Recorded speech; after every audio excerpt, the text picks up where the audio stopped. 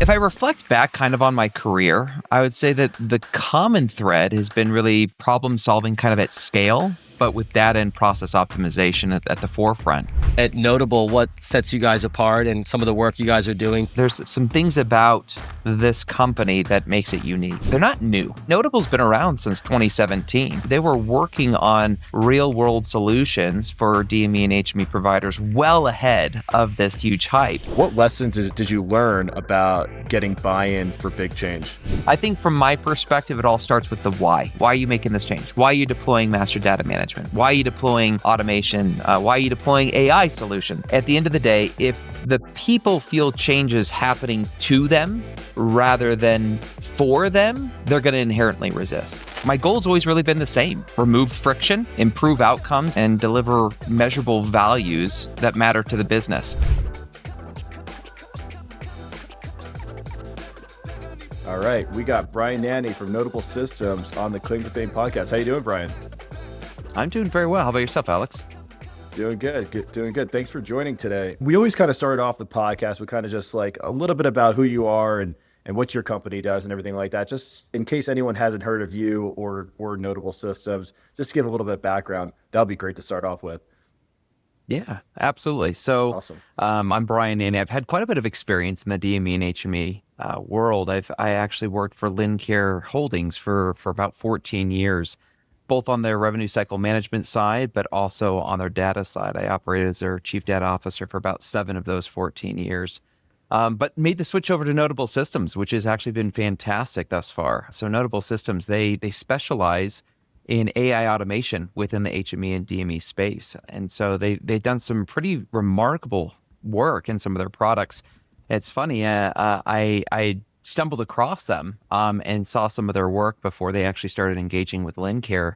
And I was just blown away that I just wanted to be part of the team to see these transformations through. So it's been quite a wild ride, to be honest, with my career thus far. But it's exciting to start this new chapter. That's awesome, Brian. We're pumped to have you. So it sounds like just from a little bit you shared so far, you've had quite the journey in DME, from billing ops to data science, leadership to strategy. Now at Notable, what would you say, I guess, a common thread between all those, I would say just the journey as a whole, what would you say is a common thread, the common denominator across, from Lincare to Notable and everything in between? Yeah, that's a good question. If I reflect back kind of on my career, I would say that the common thread has been really problem solving kind of at scale, but with data and process optimization at the forefront, right? When I started in the billing operations at Lincare, I got to see firsthand a lot of the challenges that they faced on a daily basis. I mean, they're inundated with manual processes and compliance hurdles and just general inefficiencies that directly impact the patient care. And I kind of realized early on that data is really a superpower when it's actionable. And so this realization kind of guided my career path to analytics and then eventually to AI. And because technology has the ability to not only identify problems, but automate a lot of solutions, it just became a natural fit. I just loved it. It was fascinating to me. But the other constant really within my career has been finding meaningful business impact, right? Not just creating flashy dashboards or interesting data trends, but finding real operational improvements that have measurable results. And so I think, my goal's always really been the same. It's remove friction, improve outcomes, and deliver measurable values that matter to the business. It doesn't matter if it's with Lincare or with Notable. I really like the idea of sharing that with anyone that is struggling. That's a good point. And obviously Lincare is huge, right? So that's like the other side of the DME space, like massive player in DME. How would you say your experience or anything that you can bring to the table to help smaller DMEs that are maybe just getting started or aren't, the size of Lincare? What experience do you have that maybe you can kind of like tell our listeners what they should be aware of, how can they improve and things like that? Yeah, that's actually a great question, because you're right. Lincare is a behemoth within the industry, right? I mean, they're one of a few that are just really dominating. But the industry is made up of a lot of organizations, a lot of different businesses. And I think all businesses, whether you're a multi-billion dollar or, a smaller organization, still are faced with some of the same challenges, right? You have the manual paperwork that comes through every day. You have the manual operations of working with clinicians and referral sources. You have the challenges of the buzzwords of AI and generative AI and feeling like you need to get involved in all these areas. You have the challenges of growing your business and with revenue cuts and pricing cuts and everything else out there. Everyone is really faced with the same challenges, regardless of size. So I would say from my perspective, some of the biggest areas that I would encourage any small business to look at is to, explore what is possible. That you're not stuck, that there's something out there that can make things easier for you. I think the greatest barriers to progress, generally speaking, in any industry, in any business, is often are the limitations we place on ourselves and our own imagination, right? If you can embrace innovation and don't hesitate to challenge the status quo, usually you find ways to innovate and improve not just yourself, but your business, and not just your business, but your customers. And so at the end of the day, I think being flexible and looking for opportunities to just grow and overcome your challenges that are not necessarily unique will help anybody, regardless of size. Yeah, I totally agree with that, Brian, because, here in Nico Health, we have the large enterprise clients, but there's a tail end of the DMEs that make up a huge, massive part of our industry. And a lot of them are mom and pop shops, right? But some of the things you mentioned are like equally as impactful, relatively speaking, to the business and in terms of inefficiencies, and maybe even more so because they have less bodies, right? When you're as big as some of these companies, you can, to an extent, throw bodies at problems. But it sounds like that also is kind of what drew you from Lincare to Notable, is being able to actually put numbers to a problem and solve it through technology. So curious, kind of, at Notable, what sets you guys apart and some of the work you guys are doing to, I think would be super valuable for our listeners to hear how you're helping DME solve some of these impacts across all different types of DMEs, big and small. Yeah, no, that's great. I coming over to Notable, it was an interesting transition, right? Because there's a lot of players in this space, and you hear AI, it's a buzzword everywhere. Everyone's got AI in some way, shape, or form, right?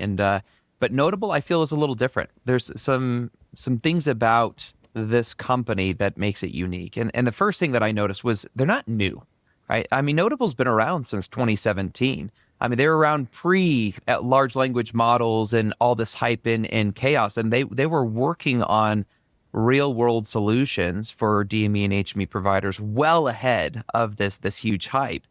And because of that, they had developed solutions that aren't just large language model generative AI solutions. Large language models are powerful. Everyone can agree with that, right? But they can be slow, they can be expensive, and sometimes they're unpredictable. Whether you create your own or whether you leverage one that's out there on the market, the Geminis, the GPTs, the Claudes of the world, they're still have some challenges that are being faced. And Notable has taken a hybrid approach, which is very unique. They've had years to build lightweight, fast, and cost-efficient solutions that complement LLM enhancements for scalability and for predictable results. So that was number one that I noticed about them. The second is that Notable, they have a massive team of industry experts within the DME space, right? I mean, I don't think that I probably would have even gotten to speak with them if they didn't already recognize the experience that I had myself personally in revenue cycle management. And so having the industry experience coupled with the deep technological talent that they have has really helped solve some of the business problems that some of these smaller DME companies have. They're solving real problems because we understand the business complexity and we understand the technical capabilities. And I think the last thing that I'd point out that makes it a little bit different is we're not just a cookie cutter. We build an AI solution and we hope it sticks and people just implement it, right? That isn't where success, in my opinion, is found. It's that Notable takes a very consultative approach. In fact, we deploy forward deployed engineers to go in and help find how AI can solve the needs of any business, regardless of size again, right? Every business has several commonalities, but each one has their own unique pain points, their own unique workflows and challenges. And so Notable comes in and we find solutions to their pain points. Yes, we have some generic core products, right? We have the pair green light system that has amazing accuracy for qualification of equipment. But we also come in and figure out how does this work within your unique space and make sure we tailor it to your unique pain points to create your own unique solutions. I love that. You're like not trying to just stick a square peg in a round hole. It's a very consultative approach using the methodologies and tools that you guys already have. I think that's awesome, and I think that's unique. Just based off the guests that we've had so far. I also didn't know you guys started back in 2017. I knew it's been around, but a lot of that really resonates with me because that's really when we kicked off Nico Health, and we kind of had this slow kind of sell, build, and just kind of slow rolling. I don't want to say intentionally, but like at a realistic pace. And we helped a lot of small people, and obviously things got bigger and bigger and got us to this point. But it was a similar story of, just building in the background and trying to solve each individual's problem that created this whole entire Nico Health to date. So I think that's an awesome story. And then, like we came to light eventually. I think I first met you guys like less than 2 years ago. It feels like forever, but like the last 24 months is really, AI is just kind of the hot topic. Everyone's eyes are on it. And we have a lot of really great mutual customers that I know are experiencing a ton of benefits. What would you say is kind of on the horizon for you guys, or, looking ahead, some stuff you're excited about in the space, or just kind of general thoughts on the future here? Yeah, there's a lot that's going on. But first, to kind of echo what you said, I think Notable takes a similar approach to what Nico did. It's sell, it's innovate, grow, sell, innovate, grow. And it's similar here, right? We're focused very heavily on building a sustainable, well-built product. We're not looking to rush into the market real quick here to throw something on the wall and hope it sticks. We're very methodical on, okay, does this make sense? Is this solution something that actually solves real world business problems? Not just a buzzword, but trying to actually solve problems. And so to your point there or your question rather, as to what do we see on the horizon, right? Obviously, we have a series of products that already exist with data extraction, clinical enrichment, auto creation of orders and customer profiles, auto qualification with our PGS tool. But what I'm really excited to see where we continue to go with this is the agentic experience that comes with AI, right? Historically, healthcare doesn't have structured data, doesn't have structured processes even necessarily. And with new AI models that are coming out, it allows for this agentic experience, which can be scary for some people, right? A lot of people think, oh my goodness, you're going to take my job or whatnot. And that's not the case, really. What I see it as is these tools that are being built help the business be able to place the focus back where it is most needed, which is driving patient care. I mean, healthcare is a very personable industry. I don't think everyone just wants to be able to order something off of Amazon and hope that it helps heal them, right? I mean, There's a personal aspect. There's a reason why I go to a doctor instead of just look on WebMD, right? There's a reason why I have physical therapists. There's a certain connection that's there. And I think that with the agentic experience that we're trying to build, it allows for the administrative burden to kind of fall into the background so that providers and suppliers can focus on what matters, and that's the patient. And the administrative burden is massive. It is. I think there's a statistic out there that I think for America, like 25 cents to every dollar in healthcare is just spent on administrative burden is what it is, which is staggering. I mean, it's so much money. It's crazy. What would you say is like the top 3 problems that DMEs are trying to solve for when they're coming to Notable systems? Most common. Yeah, I think the first thing is document extraction, right? I mean, there's still a large amount of manual work to be able to go through documents that are unstructured, whether they come in faxes, emails, e-referrals, and pulling that out to put it into their system. That's number one, where we simplify that. We automate that whole process. I think the second thing is the qualification of the equipment and services that are going to be provided ahead of, in some cases, the delivery of that equipment, because no business wants to be delivering services and goods to find out that you're not going to get paid. I mean, that's not sustainable. So we help from that perspective. And then lastly, I think we help identify other opportunities, right? Making sure, not just from a billing perspective and making sure the bills are the claims are being done properly, but we also help identify where there's opportunities for improved patient care, whether it be, hey, there's some other accessories here that a patient may qualify for in conjunction with their core product offering, or maybe it's that, hey, you miss these items which could again service the patient better. So it's these common problems are kind of on the front end. But I think that there's still some things on the back end that a lot of people are kind of concerned with, right? You see the diminishing reimbursement rates, you see audits, and you see, denials for medical necessity, where you're thinking, I know I have everything, right? And it's again, it goes back to that administrative burden of trying to get your cash flow in the door, but you have to jump over all these hurdles. And I think that's where Notable really shines is we help out on the front end and we help on the back end to ensure that the services you're providing are good services that's helpful for the patient and are profitable, and that on the back end, the services you have provided, you're going to get paid for it, and you're not going to need to worry about the recoupments or the offsets that readily happen in today's industry, unfortunately. It's very much a conveyor belt where things, what you do the first day you get a patient, it's like a butterfly effect of what happens at the very end. So it's cool that you guys are solving a lot of those kind of in-between problems. But from a lot of these AIs are focused on the front end, but this kind of sounds like you guys have some impact on all the way downstream, right? I'm actually a little bit more curious. Everybody's kind of focused on this document management piece. There's a resupply.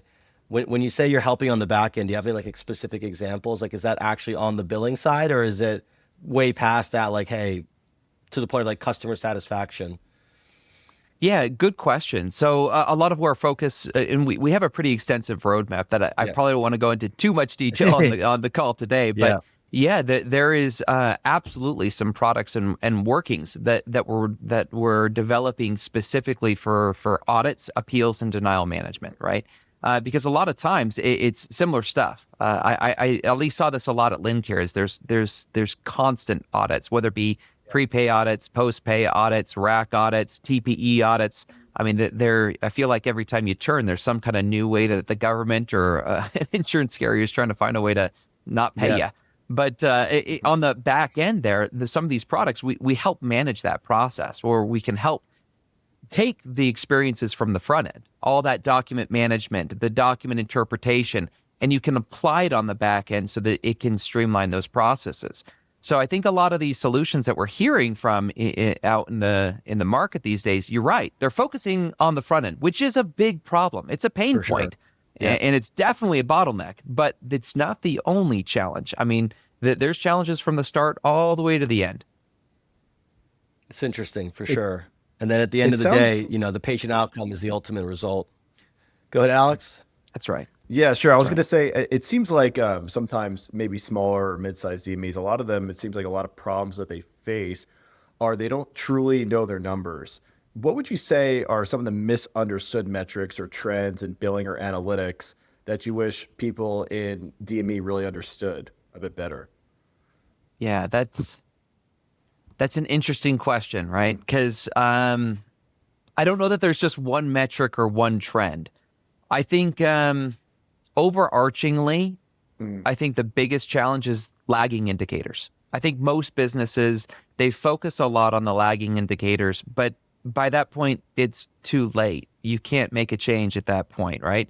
To drive real change, you have to start looking at the leading metrics that occur, whether that be the workflow processing time and the points within them, or the validation accuracy rates. These indicators really can tell you what directional changes and shifts you need to make and where your pain points are, right? Where you can find opportunities for automation.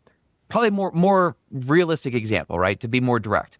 A lot of businesses focus on denial management, but they ignore the cost to collect, right? Where really the solution is denial prevention should be the strategy. What are you doing at the front end in Proactive. order to make sure that you don't get the denial? Because when you get the denial, you're already eating into your margins, because now you have to have someone go back in, research the denial, compile a rebuttal, get that appeal sent back out the door. And that just eats in to your margins. And at the end of the day, if you switch your focus from the lagging indicator to the leading metric, you'll quickly find where your pain points are, and you can respond to them in a more appropriate and timely fashion. That's a good point. Kind of being proactive as well, rather than waiting for the denial to happen or something like that. Correct. Yeah, absolutely, absolutely. And we saw that, already with machine learning, where you can have, predictive analytics as to, what is the likelihood of a denial and what could that denial be. But that's great. But if you can prevent it even further upstream, again, I've talked about it before with our PGS product, where you can already have all that documentation pre-qualified. You have everything you need. It spells out where it's found on the documentation.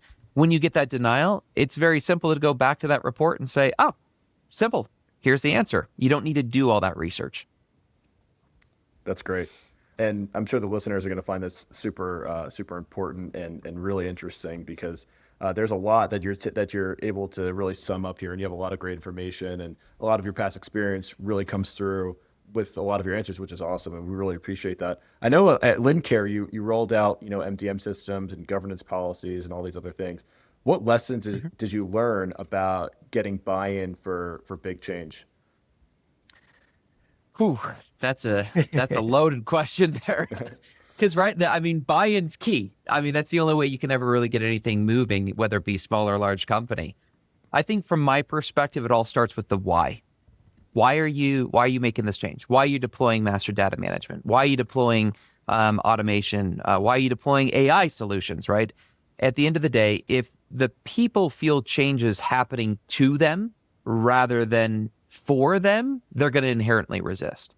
And so if you can show how automation or tools or governance policies can help them in their work and in their business, you're more likely to get the buy-in. And that comes with finding champions at every level, not just executive leadership who's saying, okay, I'm willing to invest. It's top, bottom, and bottom to top. The frontline workers who are sitting there doing the work has to have the buy-in as well and see the value, just as the mid-level managers do, just as the executives do. And so when you get that, when you discover the why, and you can get those champions that can push with you forward, and you can deliver some of those quick wins, you build that trust and that momentum. And ultimately, that's where you see the success and the buy-in from all levels. Wayne, you're probably seeing that too a little bit from the Nico Health side, no? You want to make sure that you're getting the buy-in from sometimes the billers, making sure that they understand how easy a platform is to use, and then that kind of rolls up to the top, like, hey, my day-to-day is a little bit tough right now using some other platform. If we tried to use something new, maybe our day will be easier, better, more enjoyable. Absolutely. Spot on. I couldn't agree more. Yeah, I would say with what we're doing here at Nico Health, that's buy-in is because we're the whole shebang, right? We are the core platform that impacts every single department of a company, essentially, from your intake team to the people managing and qualifying orders, document wrangling, fulfillment, inventory, billing, AR. It all lives in our platform. So to actually successfully bring over companies, even a mid-sized company, if it's a 10-person company, every person's using Nico Health. We're probably one of the, if not their most expensive spend on software. So it requires a substantial amount of buy-in. It's a difficult sale. And then there's a ton of change management that comes along with it, but it's definitely, you got to get a win in each department, and, they're all it becomes one big picture, but you need all the green lights, if we're using notable terms here, to get it across the goal line. But buy-in is super important. But Brian, I was just thinking when Alex asked that question, how has the transition been to, I don't want to say startup, you guys have been around for a while, but really getting a lot of traction now. But compared to Lincare, I think they have 14,000 employees, to a tech kind of startup environment. How has the transition been? Are you enjoying it? Less red tape. You can kind of move more agile, so to say. So curious of your thoughts on that. Yeah, it's been a crazy ride because most of my career has always been in enterprise, level organizations, and to come to quite literally, a smaller organization, nearly a startup, even though I've been around for a while, has been exhilarating. And I say that both on the good side and the bad side, right? Because Yep.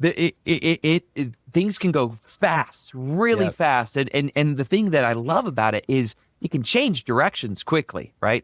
It's almost like I feel like I'm in a kayak, whereas before I was in a cruise ship, right? In the Yep. cruise ship, you got a plan to turn that sucker, and it takes forever. And you got to get, the captain and the co-captain, the co-co-captain involved. Here, I can turn quickly left and right. I can make some decisions, get it into place, and see that meaningful impact right away. So the exhilaration comes from the quick, fast-paced, and immediate gratification, where you don't quite get that at a large organization. It takes months, if not sometimes years, to get that same feeling Yeah. from a large organization. That's awesome. And I'm sure, your clients also benefit from it too, because, you can fulfill requests that they have, and, they probably feel like they have a seat at the table where, some of these, when you're dealing with an enterprise, you're almost just, working with people. I don't want to say punching the clock, but it's a different experience when, somebody is so close to actually making these decisions in a company and can really move the needle for a client, saying, hey, look, I don't have to go through so much red tape to make this work and give you the result that you're actually looking for. So I think Yeah. that probably is part of the exhilaration of saying, hey, I could, turn this on or off, so to speak, much easier than, 10 layers above and 10 layers below to take care of your customers. Absolutely. Absolutely. Brian, I got It one makes last it question easier to before. do business with. Sorry, Yeah. Wayne. I was going to say I have one last Go ahead, question Alex. before we move on to rapid fire. So, I guess my question really comes down to what advice would you give to other operators who are trying to build or scale kind of a data-driven culture? That's a great question. I think there's multiple things there, but I would say, again, start with the business problem. Don't just try to put in data just to put in data. Don't build a dashboard wish list, if you will. That doesn't do any good. It just will confuse everyone within the organization. Make your insights actionable and embed them into workflows, right? At the end of the day, remember, it's a tool. Data in general is a tool, but it only works if you refine it and use it appropriately. You've heard before, I'm sure, data is the new oil. Well, I would expand beyond that and say data is crude oil. You got to refine it before it becomes usable in any kind of machine. And so I would say make sure that there is a purpose that you're driving, a business problem you're solving for. Don't put something in place just to put it into place. I like great. that. That is the crude oil. Yeah, That that's might good, make man. it onto the To one the of hype our video. social We media, put the trailer out. something. Yeah, It's I like definitely going to make something. Yeah, That's solid. we love a good quote. We love a Yeah, good quote. sound bites are what I'm looking for here. All right, Brian, let's move on. Let's move on to fun rapid fire. Are you ready for this? This is what we Sure. do with every Yeah, let's do person it. that comes on. All right, cool. Let's Awesome. jump right in. I hope these are relevant, but we'll see. Okay, let's start. Okay. Excel or Python? Oh, man. Depends on the user. Excel for general population, but Python's so much more powerful. Power BI or Tableau? Oh, Tableau. I'm a Tableau guy. Okay. Early bird or night owl? Oh, early bird, hands down. I can get so much more done in the morning. It's quiet. It is peaceful. Yeah, no kids are awake. It's great. Yeah, that's what I was thinking about. Yeah. Camping in the woods or a luxury hotel stay? Ooh, camping in the woods for myself, for sure. Always speak in riddles or always speak in rhymes? That's a good one. Honestly, I think I'd have to do riddles. It helps others think a little bit about it. Yeah. All right, last one. Be the funniest person in the room or the smartest person in the room? Ooh, funniest by far. Yeah. All right, I like that. Cool, man. Well, I think that wraps us up Awesome. for today. Brian, if anyone wants to get in contact with you or Notable Systems, how can they find you? Yeah, you can reach us at Notable Systems website, or you can reach out to me directly, even if you choose, at brian.nannie@notablesystems.com. That's great. Well, Brian, thanks so much for joining us today. This is a really good time. We had an awesome podcast episode, and I think we'll have some more people from Notable in the near future as well on the podcast as well. Awesome. Well, thank you both for having me on. Absolutely. Thanks again, Brian. Have a good one. Awesome. Thanks. You as well. Bye-bye. See you guys.